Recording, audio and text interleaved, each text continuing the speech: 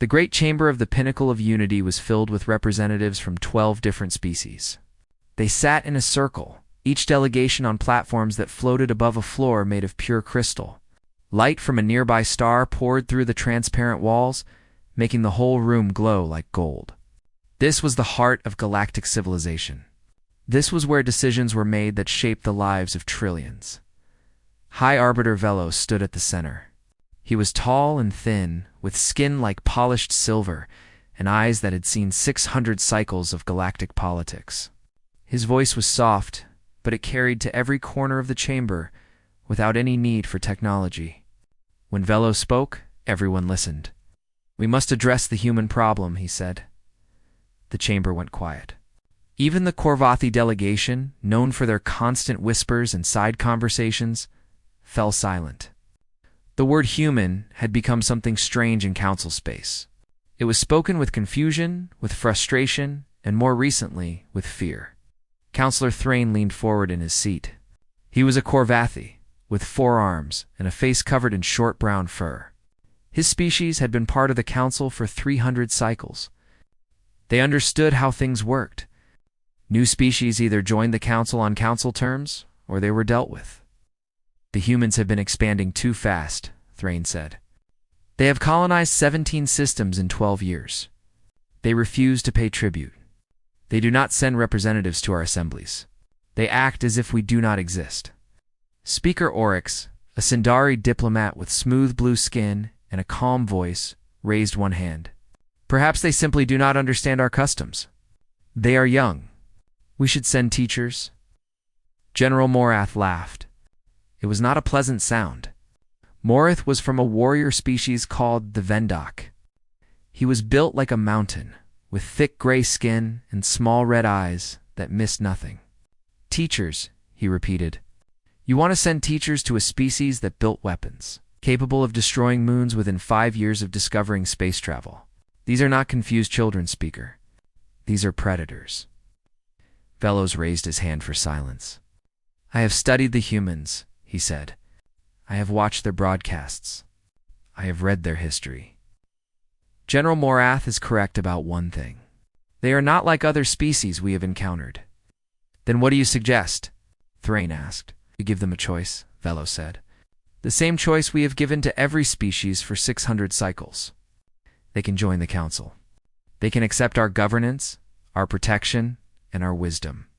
They will surrender 40% of their military vessels as a sign of good faith. They will allow guidance councils to be established on their colonies to help them transition into proper galactic citizens." "And if they refuse?" Oryx asked. Velos looked at him with ancient, tired eyes. "No species has ever refused." The message was recorded that same day. Velos himself delivered it, standing before a backdrop of stars with the symbols of all 12 council species floating behind him. He spoke for 30 minutes. He explained the history of the council. He described the benefits of membership. He listed the many species who had prospered under council guidance. Then his tone changed. "Should the human government refuse this generous offer?" Velos said. His voice growing cold, "The council will have no choice but to take action. The full military force of 12 species will be brought to bear. Your colonies will be occupied. Your fleets will be destroyed. Your homeworld will be placed under permanent supervision. This is not a threat. This is simply the natural consequence of defying the united will of galactic civilization." The message was sent to Earth at maximum speed. 3 days later, it arrived. Ambassador Unibeak was in her office in Seoul when her assistant brought her the transmission. Una was 43 years old, with short black hair and a face that rarely showed emotion. She had spent 20 years as a diplomat, negotiating trade deals, border disputes, and peace treaties. She had a reputation for patience and silence. Other diplomats talked too much. Una listened. She watched the entire 30-minute message without moving. Her assistant stood by the door waiting for instructions. When the message ended, the room was quiet for a long moment. "Ambassador?" Her assistant finally said. "How should we respond?" Una stood up from her desk. She straightened her jacket and looked out the window at the city below. Millions of people were going about their lives. Children were walking to school. Workers were heading to their jobs. None of them knew that an alien empire had just threatened to destroy everything they had ever built. "Archive it," Una said. Her assistant blinked. "Archive it? That's all?" "That's all." Una walked out of the office. She had a lunch appointment with her sister. She did not intend to miss it. On the pinnacle of unity, the council waited. They expected a response within hours. Human communication technology was fast. Their diplomats were known for quick replies. Surely they would send something. A counteroffer, a request for clarification, a plea for mercy. 1 day passed. Then 2. Then 3. Counselor Thrain checked his communication devices constantly. Nothing. Speaker. Oryx suggested that perhaps the message had been lost in transmission. They sent it again. Still nothing. General Moreth sat in his quarters and studied human military reports. He had been doing this for months. The more he learned, the less he understood. Humans were violent. Their history was filled with wars, revolutions, and conflicts. They had nearly destroyed themselves multiple times. And yet they were also capable of incredible kindness, sacrifice, and creativity. They built beautiful things and terrible things with equal skill. What bothered Moreth most was their eyes. He had watched recordings of human soldiers in combat. They did not panic. They did not freeze. They assessed, adapted, and acted. Even when facing death, their eyes remained calm. He had seen that look before. It was the look of a predator that knew it was the most dangerous thing in the room. A week passed. High Arbiter Velos called another meeting. "They have not responded," Thrain reported. "No official message? No unofficial contact? Nothing." "They are playing games," Oryx said. "This is a negotiation tactic. They want us to lower our demands." Velos was not so sure. He had dealt with hundreds of species. All of them negotiated. All of them talked. Silence was not a tactic he had ever encountered. "Send private envoys," he ordered. "Unofficial channels. Find out what they want." The envoys were sent. The council waited, and on Earth, life continued as normal. Admiral Jinho Park had breakfast with his wife. Captain Tai Wukong played soccer with his children. Dr. Sahi Han finished writing a research paper on interstellar strategy. None. The Ben mentioned the ultimatum. The galaxy had made a threat. Humanity had heard it, and humanity had decided that it simply was not worth discussing. 3 weeks had passed since the ultimatum. In the history of the Galactic Council, no species had ever stayed silent for this long. The Council had conquered empires, absorbed civilizations, and brought entire star systems under their control. They had done this for 600 cycles. They had a system. They had methods. And those methods always worked, until now. Counselor Thrain paced back and forth in his private chambers. His forearms moved constantly, a sign of stress among his people. He had sent 12 envoys to Earth over the past 3 weeks. All 12 had returned safely. None of them had brought useful information. "Tell me again," Thrain said to his latest envoy, a young Korvathi named Pel. "Tell me exactly what happened." Pel looked confused. "They were very polite, Counselor. A human woman met us at their space station. She smiled and shook our hands. She gave us a tour of their capital city. We saw their buildings, their markets, their parks. They fed us something called barbecue. Barbecue. Cooked meat, Counselor, with a sweet and spicy sauce. It was quite good." Thrain stopped pacing. "And the ultimatum? Did you discuss the ultimatum?" "We tried. Every time we mentioned the council or the demands, they changed the subject. They asked about our families. They showed us art. One of them played music for us on a wooden instrument with strings. They seemed genuinely happy to meet us, Counselor. But they simply would not discuss politics." Thrain dismissed the envoy and sat down heavily. He did not understand these humans. Were they stupid? Were they playing some complex game? Were they so arrogant that they believed they could simply ignore the most powerful alliance in the galaxy? Speaker Oryx visited him that evening. The Sindari diplomat was calm as always, his blue face showing no emotion. "I believe I understand what is happening," Oryx said. "The humans are waiting for us to make a better offer. This is a negotiation tactic. They stay silent. We get nervous, and eventually, we lower our demands. It is actually quite clever. You think they want us to offer better terms? Of course, every species wants something. Power, territory, resources, recognition. We simply need to find out what the humans want and offer it to them. Then they will start talking." Thrain wanted to believe this. It made sense. It fit the pattern he had seen countless times before. But something about the human silence felt different. It did not feel like strategy. It felt like dismissal. General Morath had his own sources of information. His intelligence officers had been monitoring human communications for months. They intercepted news broadcasts, military transmissions, and civilian messages. What they found made no sense. "Look at this," Morath said to his aide, pointing at a screen filled with data. "Human news from the past week. Sports scores. Weather reports. Celebrity gossip. Political debates about taxes and healthcare. Not a single mention of the council. Not one." His aide studied the screen. "Perhaps they are hiding it from their population. Keeping them calm? No, we have intercepted private military communications as well. Their admirals are discussing supply routes and training exercises. Their scientists are working on new colony ships. They are building a new sports stadium on Mars." Morath leaned back in his chair. "They're not hiding anything. They simply do not care about us." This realization disturbed Morath more than anything else. He was a warrior. He understood enemies who fought, enemies who hid, enemies who bargained. He did not understand an enemy who simply continued living their life as if he did not exist. On Earth, Admiral Jinho Park met with Dr. Sahihan in a garden in Busan. It was evening. The sun was setting over the ocean, painting the sky in shades of orange and pink.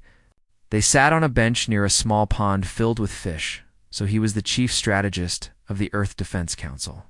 She had spent 30 years studying military history, game theory, and psychology. She understood how wars were won and lost, and she understood that sometimes the best move was no move at all. "The council is getting nervous," she said.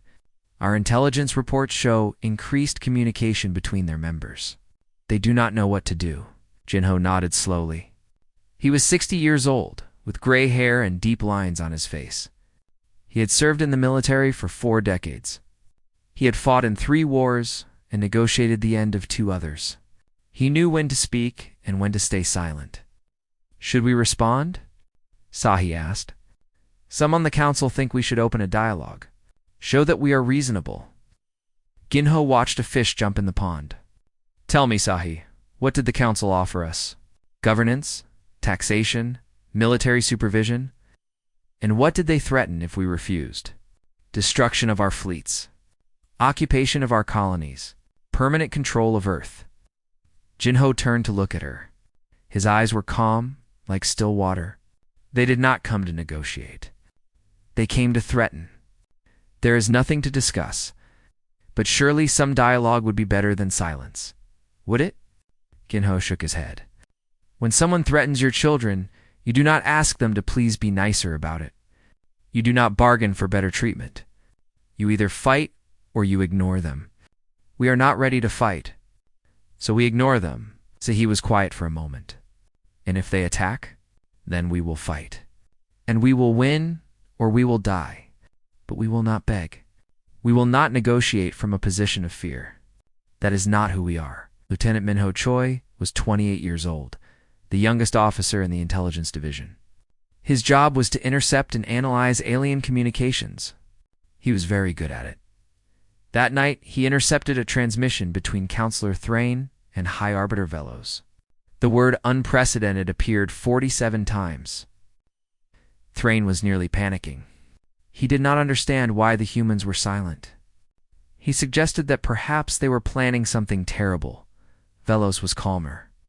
But Minho could hear the uncertainty in his voice. For the first time in 600 cycles, the High Arbiter did not know what to do. Mineo filed his report and went home. His mother had made his favorite dinner. He ate with his family, watched a comedy show on television, and went to bed early. Somewhere in the stars, an ancient empire was afraid. On Earth, people lived their lives. The silence continued. The council chamber was louder than it had been in centuries. Representatives were shouting over each other. Accusations flew across the room like weapons. The careful, dignified process that had governed galactic politics for 600 cycles had broken down into chaos. High Arbiter Velos stood at the center, his silver face showing signs of exhaustion. He had not slept properly in weeks. The human situation had consumed every moment of his attention. He had consulted experts, historians, psychologists from a dozen species. None of them could explain why the humans refused to respond. We must act. Counselor Thrain shouted, his forearms waving in the air. Every day we wait makes us look weak. Other species are watching. If we cannot bring one small civilization to heal, what does that say about our authority? Speaker Oryx tried to calm him. We should try more diplomacy. Perhaps a face-to-face meeting with their leaders. We have tried that. They served our envoys barbecue and sent them home. General Morith stood up. The room fell silent. When Morith spoke, everyone listened. He was the most feared military commander in the galaxy. The counselor's right about one thing, Morith said. We cannot appear weak. I propose a demonstration of force. Not an attack. Simply a show of power. We send a fleet to their home system. We blockade their planet. We make them understand that we are serious. And if they still refuse to talk? Oryx asked. Morith's red eyes narrowed. Then we will have learned something important about them. The vote was close, but it passed. 300 warships from 7 different species would travel to the Sol system. They would establish a blockade around Earth. No ships would be allowed in or out. The humans would be forced to negotiate or face starvation. It took 2 weeks to assemble the fleet. 2 weeks of organizing, planning, and preparing. It was the largest military operation the Council had conducted in over a century on Earth. Lieutenant Minho Choi intercepted the deployment orders. He read them twice to make sure he understood correctly. Then he sent a report to Admiral Park. Ginho Park received the report while eating lunch in his office. He was having rice, grilled fish, and vegetables. His wife had packed it for him that morning. He read the report, finished his meal, and then walked to the bridge of the flagship Resolve. Captain Tai Wukong was waiting for him. Tai Wu was 35 years old, with sharp eyes and quick hands. He had been trained as a pilot before becoming a tactical officer. He was one of the best in the fleet. 300 ships, Tai Wu said. That is a lot, yes, Jinho agreed. We have 40. I am aware. Tai Wu waited for orders. None came. The admiral simply sat in his command chair and watched the stars through the main viewport. After a long moment, Tai Wu asked, "What are our orders, sir?" "Hold position. Do nothing. Nothing. Nothing." Council fleet arrived 3 days later. 300 warships dropped out of faster-than-light travel at the edge of the Sol system. They were arranged in perfect formation, a wall of metal and weapons that stretched across space. It was an impressive sight. It was meant to terrify. The human fleet did not move. General Morith was on the bridge of his flagship, the Hammer of Justice. He studied the human ships on his display. 40 vessels. Small by galactic standards. But his intelligence reports said they were fast and heavily armed for their size. "Open a channel," Morath ordered. "All frequencies." The communication officer obeyed. Morth's voice was broadcast to both fleets and to Earth itself. "People of Earth," Morth said. "This is General Morath of the Galactic Council. You have been given an ultimatum. You have refused to respond. This is your final chance. Surrender now and accept Council governance or face the consequences. You have 1 hour." The message ended. Morath waited. Nothing happened. The human ships remained still. No communication came from Earth. No panicked broadcasts. No emergency meetings. No desperate pleas. The planet below continued to spin peacefully. Morith could see lights on the night side. Cities. People going about their lives. Perhaps they did not receive the message his aide suggested. They received it. 45 minutes passed.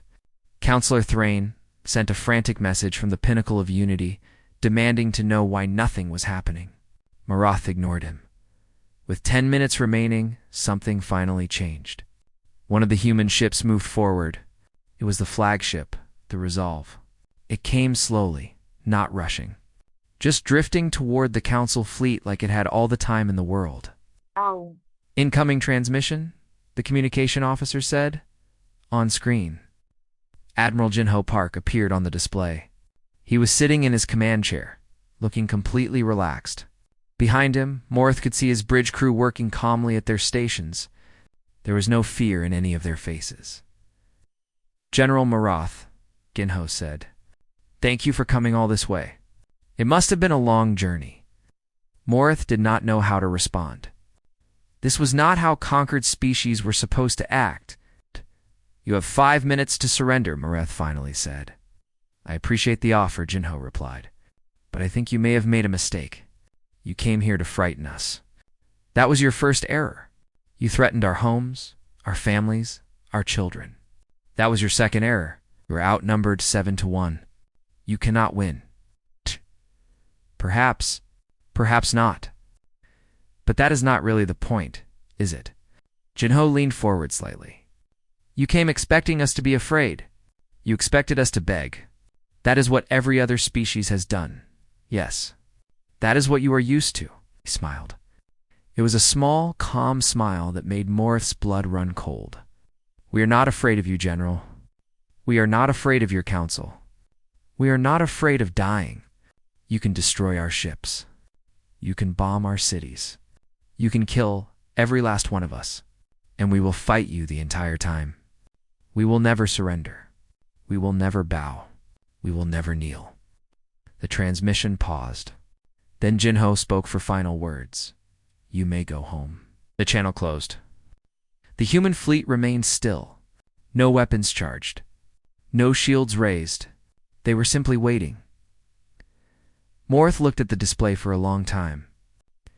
300 ships against 40. He should have felt confident. He should have felt powerful. Instead, he felt something he had not felt in decades. He felt afraid. On the bridge of the Resolve, Captain Tai Wukong looked at his admiral. "They are not leaving, sir." Jinho nodded. "No. But they are thinking about it." He leaned back in his chair. "Play some music, Lieutenant Choi. Something old. Something from home." A moment later, a Korean ballad filled the bridge. Soft voices singing about mountains and rivers and love that lasted forever. The fleet waited. The standoff lasted for 6 days. 300 council ships faced 40 human vessels across the darkness of space. Neither side moved. Neither side fired. The council fleet waited for surrender that never came. The human fleet waited for something that only they understood. General Morath barely slept during those 6 days. He spent hours studying the human ships, looking for weaknesses, analyzing their formations. His officers told him that victory was certain. The math was simple. 7-1 odds. Superior firepower. Overwhelming numbers. But Morith could not shake the feeling that he was missing something. The humans were too calm. They did not behave like a species facing extinction. They behaved like they knew something he did not. On the 6th day, something happened.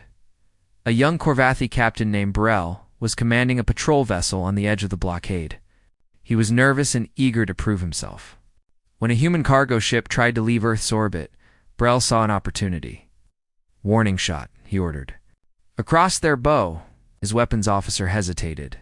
"Sir, we have orders not to fire unless fired upon. A warning shot is not an attack. It is a message. Fire."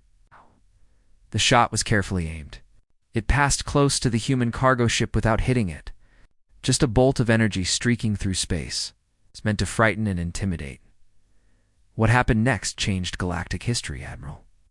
Ginho Park was on the bridge of the Resolve when the shot was fired. He watched it on his display, a line of light passing by the cargo vessel. His face showed no emotion.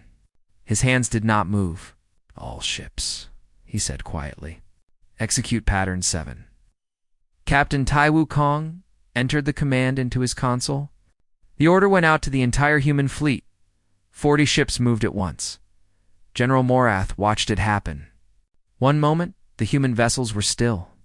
The next, they were everywhere. They moved faster than anything he had ever seen. They twisted and turned through his formation like water through rocks. His sensors could barely track them. All ships, defensive positions. Morath shouted, "Weapons free." But it was already too late. The human ships did not fire to kill. They fired with surgical precision, targeting specific systems on each council vessel. Weapons arrays were severed from hulls. Engines were disabled with single shots. Communication towers were destroyed. Morath watched as ship after ship went dark on his display. Not destroyed, disabled. 100 ships in the first 3 minutes, then 150, then 170. Returned fire.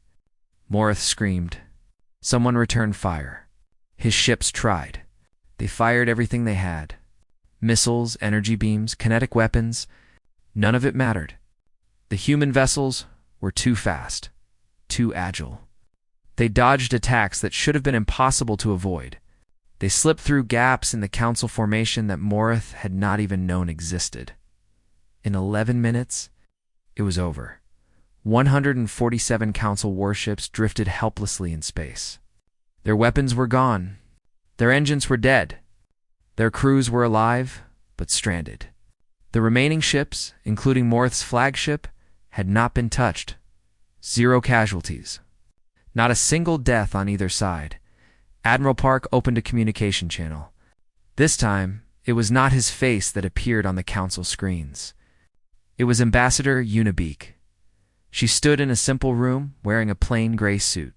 Her face was calm, her voice steady. She did not look angry or triumphant. She looked like a teacher about to explain something obvious to a slow student. "I'm Ambassador Unibeak of Earth," she said. "You have asked why we do not negotiate. You have asked why we do not respond to your threats. Here is your answer." She paused, letting her words settle. "We are not your subjects. We have never been your subjects. We will never be your subjects. We did not respond to your ultimatum because there was nothing to respond to. You did not offer us a choice. You offered us slavery with a different name." Her voice grew harder. "You came to our home with 300 ships. You threatened our families. You pointed your weapons at our children. Did you truly believe we would kneel? We are human beings. We crawled out of caves. We survived ice ages. We survived plagues that killed half our population. We survived wars that nearly ended our species." She stepped closer to the camera. "We did not build a civilization by surrendering to every predator that threatened us. We built it by fighting, by refusing to give up, by standing together even when everything seemed hopeless. You think your council is powerful? Your council is 600 years old. Our species has been fighting for survival for 300,000 years. We are very, very good at it." Behind her, images appeared on the screen. Human history. Wars and disasters and recoveries. Cities burning and being rebuilt. People dying and their children carrying on. A species that had been knocked down countless times and had always gotten back up. "We have disabled your fleet because we do not want war," Una continued. "We want to be left alone. We want to explore the stars, build our colonies, raise our families in peace. That is all we have ever wanted." Her voice dropped to almost a whisper. "But if that is unacceptable to you, then understand this. The next fleet you send will not return disabled. It will not return at all. We have shown you mercy today. We will not show it twice." The message ended. General Morath sat in his command chair, staring at the blank screen. Around him, his bridge crew was silent. Many of them were shaking. Some were crying. They had not lost a battle. They had not even really fought. They had simply been shown in the clearest possible way. that everything they believed about their own power was a lie. Morith opened a channel to his fleet. His voice was hoarse. All ships. Retreat.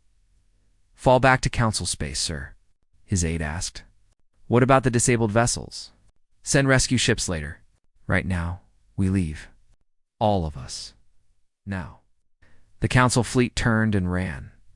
On the bridge of the Resolve, Captain Tai Wukong watched them go. His hands were still steady on his console. His heart was beating fast, but his face was calm. We did it, he said quietly. We actually did it. Admiral Jinho Park nodded slowly. He did not smile. There was no celebration in his eyes, only a deep, tired relief. We showed them who we are, he said. Now we wait to see if they learned anything. Lieutenant Minho Choi looked up from his station. Sir, I am intercepting transmissions from the council ships. They are afraid, sir. They are all afraid. Jinho closed his eyes for a moment. Good. Fear is the beginning of wisdom. Let us hope they are wise enough to understand what they saw today. The human fleet held position as the council ships disappeared into the stars. Behind them, Earth turned peacefully in the sunlight. Billions of people continued their lives, unaware of how close they had come to war. The silence returned, but this time it meant something different. The news spread across the galaxy like fire. 300 ships sent to discipline a primitive species. 147 disabled in 11 minutes. 0 casualties. Total humiliation. The mighty Galactic Council, rulers of 12 species and thousands of worlds, had been turned away by a civilization that had only discovered space travel a few decades ago. High Arbiter Velos stood alone in the great chamber of the pinnacle of unity. The floating platforms were empty. The crystal floor reflected his silver face back at him. He had been High Arbiter for 200 cycles. He had guided the Council through crises, wars, and upheavals. He had always known what to do now, for the first time in his long life. He felt lost. The emergency session 3 days later was chaos. Councillor Thrain demanded another attack, this time with 1,000 ships. Speaker Oryx argued for peace negotiations. General Morith said nothing. He sat in his seat and stared at the floor, a broken warrior who had seen something that shattered his understanding of the universe. We must respond with overwhelming force, Thrain shouted. If we do not, every species in the galaxy will see us as weak. And what force do you suggest? Oryx replied. We sent 300 ships. They disabled half of them without breaking a sweat. How many will it take? 1,000? 10,000? How many are you willing to sacrifice? Cannot simply accept this humiliation. We already have. The argument went back and forth for hours. Finally, Velos raised his hand for silence. When he spoke, his voice was tired. The humans have taught us something, he said. They have taught us that not every species can be conquered. Not every civilization can be absorbed. Some creatures, when pushed, do not surrender. They push back. Then what do? Thrain asked. We do what we have always done when faced with equals. We negotiate. But this time, we negotiate without threats, without ultimatums, without pretending we have power that we clearly do not possess. The Council voted reluctantly. A new delegation would be sent to Earth. This time, they would ask instead of demand on Earth. Admiral Ginho Park returned to his family home in Inchin. The crisis was not over, but the immediate danger had passed. He needed rest. He needed to remember what he had been fighting for. His granddaughter, a small girl named Hannah, was waiting for him at the door. She was 7 years old, with bright eyes and a smile that could light up a room. She did not know about the Council, or the ultimatum, or the battle. She only knew that her grandfather had been away for a long time. Grandfather, she shouted, running to hug him. You were home? Ginho picked her up and held her tight. He had not cried during the standoff. He had not cried when the Council fleet retreated.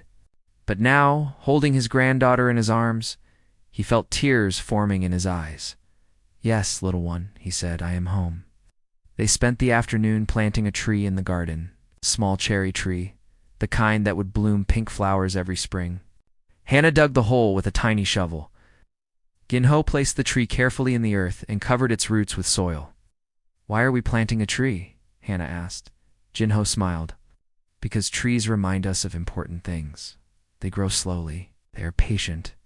They stand strong through storms and seasons. And they give shade and beauty to everyone around them. Like us? Yes, like us. Dr. Sahi Han published her paper 3 months later. She called it the doctrine of silence, non-response, as strategic communication. It analyzed how humanity's refusal to negotiate had confused and destabilized the Council more effectively than any weapon could have. The paper became famous. Military academies across 12 systems made it required reading. Scholars from a dozen species wrote about it, debated it, tried to understand it. How could silence be a weapon? How could refusing to engage be a form of power? The answer, Sahi explained, was simple. The Council had built its entire system on the assumption that every species could be intimidated. Remove that assumption, and the system collapsed. Humanity had not defeated the Council with firepower. They had defeated them by refusing to play their game. Ambassador. Unibeak met the new Council delegation at a space station that humans had built in just 1 year.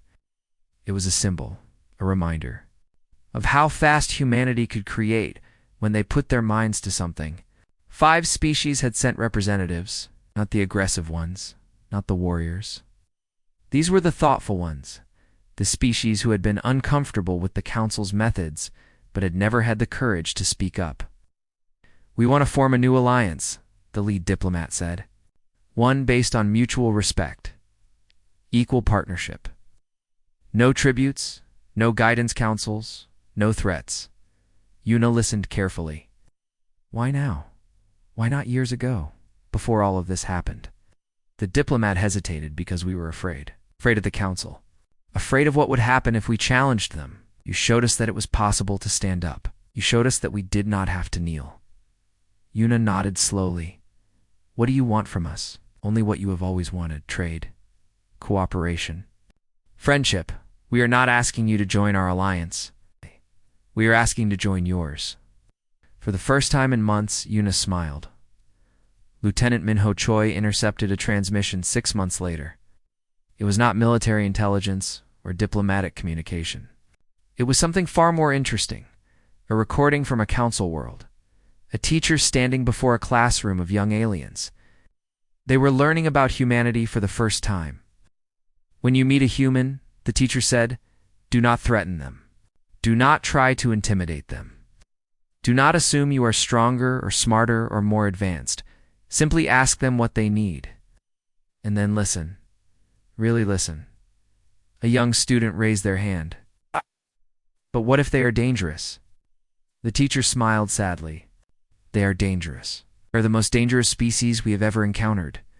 But they are also kind, creative, and capable of great compassion. If you treat them with respect, they will treat you with respect. If you threaten them. The teacher paused. Well, we have learned what happens when you threaten them. Minho saved the recording and included it in his daily report to Admiral Park. Jinho read it in his garden, sitting beneath the cherry tree he had planted with Hannah. The tree was growing well. In a few years, it would bloom. He laughed. It was a real laugh, something that came from deep inside. His wife, hearing it from the house, came out to see what was happening. What is so funny? She asked. Jinho showed her the recording. She watched it with wide eyes. They are teaching their children about us, she said. They are telling them to be nice. Yes. Ginho looked up at the sky, at the stars that were just becoming visible in the evening light. We did not conquer the galaxy. We did not defeat our enemies. We did something more difficult. What? He smiled. We earned their respect. The cherry tree rustled in the wind. Somewhere in the garden, Hannah was playing, her laughter carrying through the warm evening air. Humanity had faced the galaxy and refused to blink. Now the galaxy was learning to see them differently, not as primitives, not as threats, but as equals. And that, Ginho thought, was a victory worth more than any battle ever won.